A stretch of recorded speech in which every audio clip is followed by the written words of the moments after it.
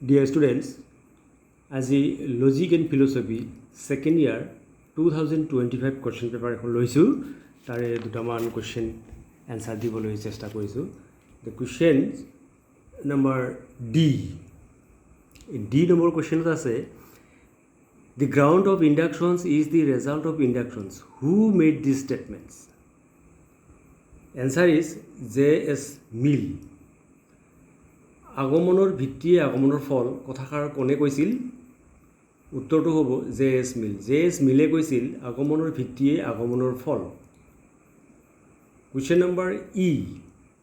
R non voluntary actions regarded as object of moral judgement the answer non voluntary actions are not regarded as object of moral judgement অনৈচ্ছিক ক্ৰিয়াসমূহক নৈতিক বিচাৰৰ বিষয়বস্তু হিচাপে গ্ৰহণ কৰা হয়নে উত্তৰটো হ'ব নহয় যে অনৈচ্ছিক ক্ৰিয়াসমূহক নৈতিক বিচাৰৰ বিষয়বস্তু হিচাপে গ্ৰহণ কৰা নহয়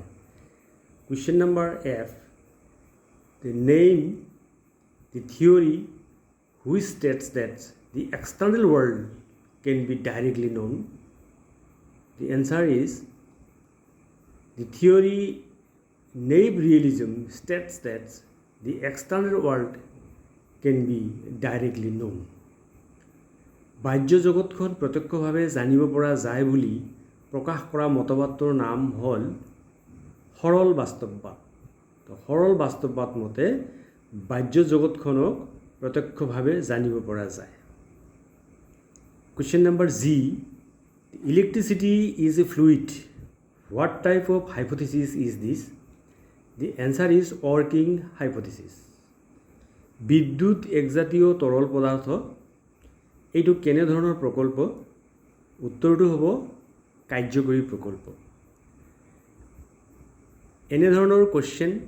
আৰু এনচাৰ মই তোমালোকক দি থাকিম তোমালোক মনোযোগেৰে পঢ়িবা মই আশা কৰোঁ ভাল মাৰ্কছ পাবা লজিকত থেংক ইউ